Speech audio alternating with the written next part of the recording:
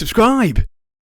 Despite everything I've just said, I do think there is a strong likelihood that I'm just spending too much time in the wrong corners of the internet.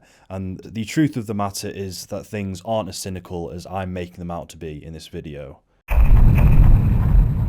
Today, we're going to be talking about a particular issue that's going around in the film discourse, should we say, pertaining to the literally me, Sigma male epidemic, as well as this media literacy phrase that's being tossed around, and I just wanted to give my 2 cents on the whole thing.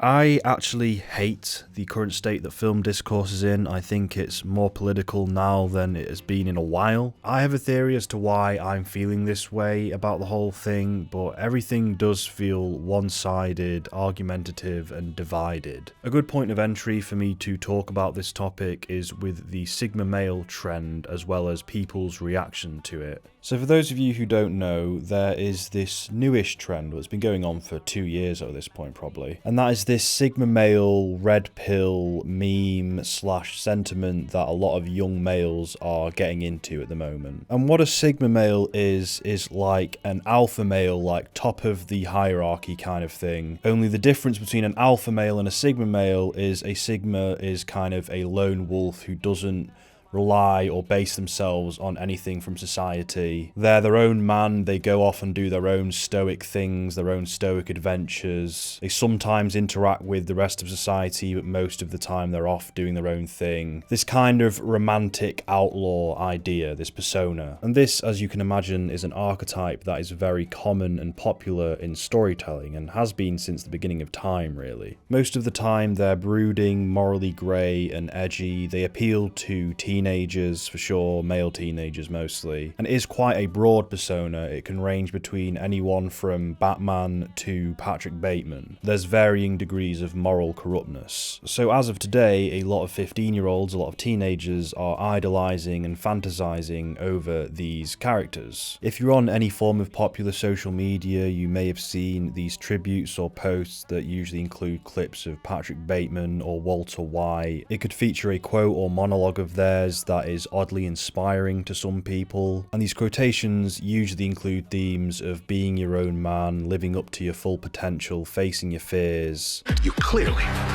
don't know who you're talking to, so let me clue you in. I am not in danger, Skylar. I am the danger. And these ideas of self-help resonate quite strongly with the current demographic of young males, because we are in a little bit of a crisis of purpose, should we say. There's a lot of aimlessness going around at the moment. This isn't anything new either, because this is exactly what happened when The Matrix and Fight Club came out in the turn of the century, or the millennium. It's this idea that society has become so compartmentalized and boring that a lot of people, it's not just men, but a lot of men are struggling to find significant, profound purpose at the moment. And as much as this seems like incel rhetoric, I do think this is quite a beautiful thing that these movies came along just at the right time and perfectly resonated with these emotions that young men were having. A lot of people say that Fight Club is about toxic masculinity, which is rather a blanket statement. It's much more so about what would happen, or what does happen, when masculinity doesn't have anything else to do. These men have no healthy outlets to utilise their masculinity, so they turn to more depraved alternatives. The issue here isn't with any of these films or any of these pieces of storytelling. They're all valid, they're all telling a valid story. The main problem is a lot of these young men in today's society, these 13 to 15-year-olds, let's hope, they're almost going overboard in their romanticisations of these lone wolf characters, these flawed individuals that they're watching in these films. There's a lot of worry among online forums that these teenagers don't see that these characters are significantly fucked up. They think they're just taking their words at face value and completely idolising them. Now, I don't actually think that's what's going on. I give these kids the benefit of the doubt that they know, at least subconsciously, that these characters aren't all good people. However, the sheer overprevalence of this over-romanticisation of these fucked up characters has led to a lot of discourse online. There's been a lot of backlash coming from another side of the internet, the pseudo-intellectuals is what I'm going to call them, who come in and say, oh, you shouldn't be idolising these characters. Do you realise that they are flawed individuals? Do you know that? Patrick Bateman isn't a good person. You've missed the point by idolising him. It gets equally rabid from this direction. It's like, oh, you're a piece of shit. If you empathise with this character in any way, shape or form, you're a massive piece of shit and you lack media literacy. And there's another thing, media literacy, and that's something else I should explain to you in case you don't know what it is because you're all fucking idiots. Media literacy, so essentially if you are media illiterate, it means that you are bad at decoding art, and this is usually in reference to decoding social commentary in film. Now it is a somewhat valid criticism to dish out because there are some people who do take the wrong messages from things or just have these horrendous takes. They completely miss the point, they're young, they're just fucking idiots maybe, but the problem with this mentality of going around saying, oh, you're media illiterate, is it can very quickly make you come across as very snobby and elitist, because what you do have to remember is that media is subjective and people are allowed to interpret their own meanings from art. I don't think I've used this term on my channel yet, and I don't plan to, because again, it's really just like saying, oh, you've got the wrong opinion there, buddy. The way you've interpreted this film's message doesn't line up with my worldview. And when I see this term used in the direction of the aforementioned Sigma male community, when I see people criticising them saying, oh, you're missing the point, oh, how dare you relate to Tony Soprano, I just go, wow, you're a real arsehole. You're essentially trying to make yourself look smart by stating the obvious and talking down to these 13-year-olds. You know, there's people who go around going, oh, you know, there are themes in films, there's actually subtle meaning and subtle social commentary, and this film is secretly about the war in Gaza or the war in Afghanistan, and this film is secretly about this, or feminist politics, or whatever. Like, everyone's a fucking idiot. I'm so sick of all this self-adulation of, oh, I figured out the secret meaning to that. Oh, did you know? Did you know that? Did you know that this film was actually about this? I'd rather hang out with all the 15-year-olds who are like, yeah, big action movie, yeah, pretty cool, Patrick Bateman killed someone, than the fucking, so yeah, Patrick Bateman, Did you know it's subtly a criticism for, like, American capitalism, and you know how basically America is probably the worst country in the world, and we should probably go and live in North Korea, we'd be better off for that. But why this whole thing, this whole war, this conflict pisses me off in particular is because it takes the nuance out of everything that the films are trying to do. This other side that I'm talking about, they come in and they're almost 100% on this side of the pieces of shit, never relate to them, and they are ironically also missing the point. There's no room for empathy anymore, and I think that's what film and storytelling is in part supposed to function as, is just a big fucking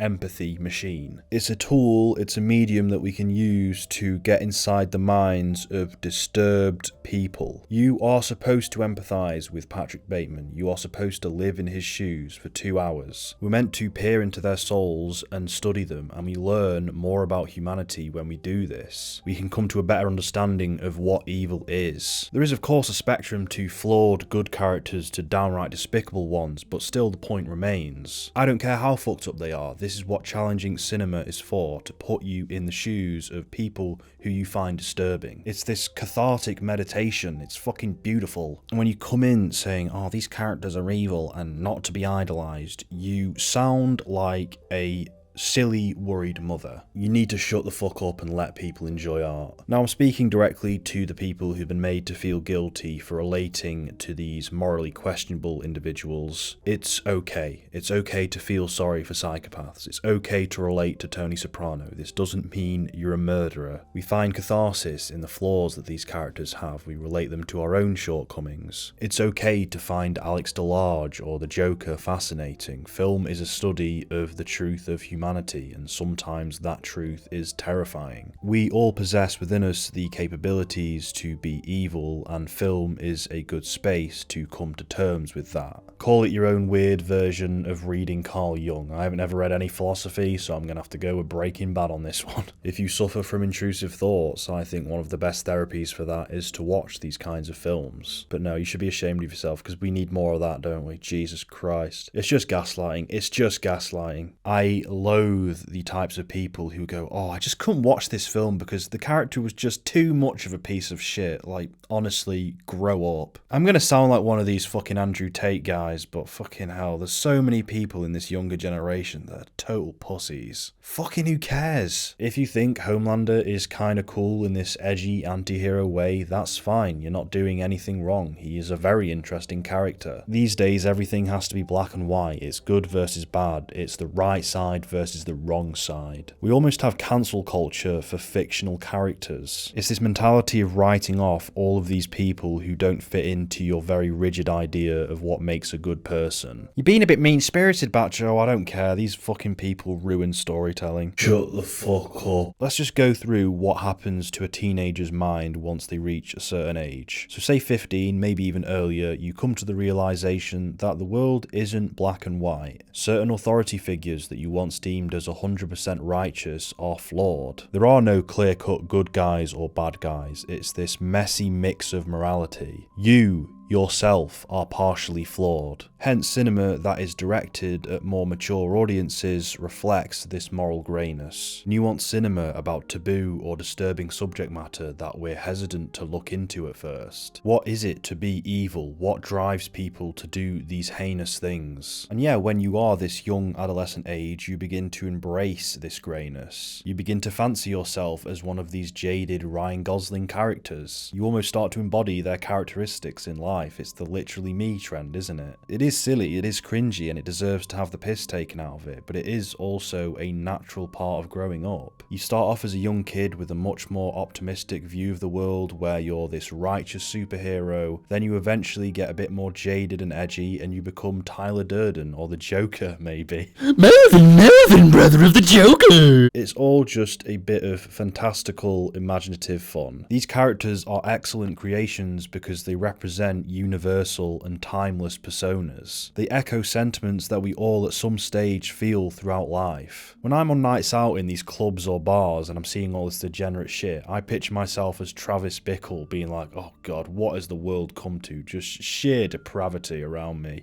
I'm gonna kill her. I'm gonna kill her with a 44 Magnum pistol. I have a 44 Magnum pistol. I'm gonna kill her with that gun. For the record, I do think it is possible that a 15-year-old's mind is capable of making the mistake or not being able to see the nuance in characters like Jordan Belfort in Wolf of Wall Street. They may just see all this sex, drugs and money and think, oh, that's really cool. And yeah, I don't care about that because they're 15, they're allowed to be that way. But then all these people who are adults, by the way, come in and go, I've got 280 IQ, and I finally realised that Rick Sanchez has some character flaws. Don Draper, not 100% virtuous all the time, is he? Do not speak unless you have something truly profound to say. You know, maybe that should be a new rule. Like, fuck off, all of you cunts. People who pat themselves on the back for being able to decode the elaborate social commentary of The Boys, like, that's embarrassing, man. All lives matter. Soup lives matter. Good job. You aren't a brain-dead 15-year-old. Like, what do you want? The fucking Boys. You pretentious douchebag! You may observe in this video I'm being very sweary and insolent, a bit assaholic. It's all hyperbolic, but it's all kind of a bit true as well. But maybe I'm a flawed individual. Maybe I'm one of these characters, you know? I'm kind of like Ryan Gosling or Patrick Bateman, like, yeah, shut the fuck up, you disgusting ugly bitch, or whatever he says. Are you a retard? I hate to bring this up, but it is all, of course, partially political, because if you look at that discourse, it's all about, oh, this president candidate is horrible. This celebrity is terrible. This celebrity is the saving grace of humanity. Elon Musk can go to hell. There's no room for compassion. There's no room for forgiveness. It's honestly sickening. Stop behaving like petulant children. Listen to the people you strongly disagree with. More on that, actually. Be civil with them. Be kind to them. Be virtuous to them. Go out and have dinner with them, maybe. Break bread with other human beings! Remember when The Joker came out? And I didn't even really like The Joker that much. But remember when that came out and it gave us this story that a lot of people related to. A story about this psychopath or this mentally ill person, however you want to frame it. This villainous character that we're all familiar with. We see a different side of the story, we see him be put through all of this horrible trauma that eventually leads him to do evil things. We live in his skin as he experiences this sheer amount of misfortune, to the point where we're completely on his side when he finally does let loose and shoot that guy on TV. There's a great clip of Tarantino on the internet where he basically discusses how everyone in the cinema at that point is on the side of the Joker. Everyone wanted him to kill that guy. While the audience in the movie theater is watching the Joker, they want him to kill Robert De Niro. They want him to take that gun and stick it in his eye and blow the back of his fucking head off. And if the Joker didn't kill him, you would be pissed off. And even though I personally don't like the Joker that much, I see that as a beautiful example of what cinema is capable of. We are relating to him. This isn't the film condoning murder, you fucking retards. Anyway, now you may remember what a lot of news outlets were saying about the film as it was approaching its release. They were all essentially saying that it was this incel baiting propaganda piece that would encourage young men to go out and kill people or some shit, stupid crap. These gossip columnists were all stirring the pot like a gaggle of high school girls. It's sensationalist journalism. It's like, oh, this is a pro-incel film and it's gonna incite all of these pathetic beta males to do these horrible things. Like, okay, so much for relating to these sad, suicidal, disenfranchised men. Whatever, that doesn't matter. Fucking Nazi bastard demon Christ! I apologize.